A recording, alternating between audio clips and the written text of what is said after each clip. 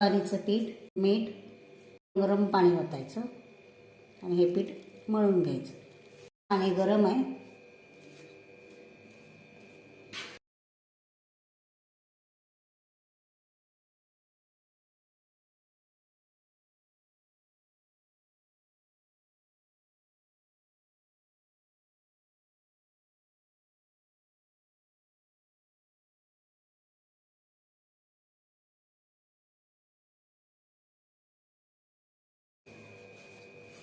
पीठ असं सैलसर मळायचं.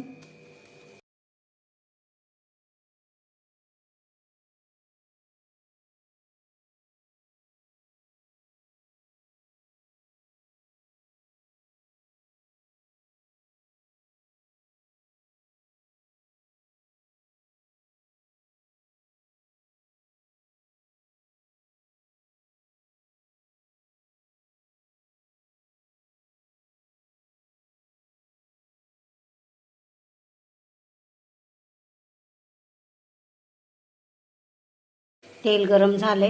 आपण यात कांदा,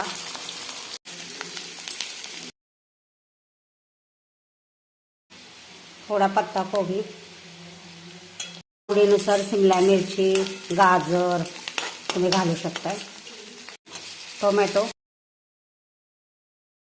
गरम मसाला, हळद, लाल चटणी पावडर, चवीनुसार मीठ. आपण पीठ मळताना पण मीठ घातलेलं होतं, त्यामुळं चवीप्रमाणे घाला. Soya sauce. नूडल्स थंड झाले, हे आपण सुट्टे करून घेतलेत. हे आपले तयार नूडल्स मस्त चटपटीत, दिसायला छान, खायला चवदार. आवडले तर लाईक करा.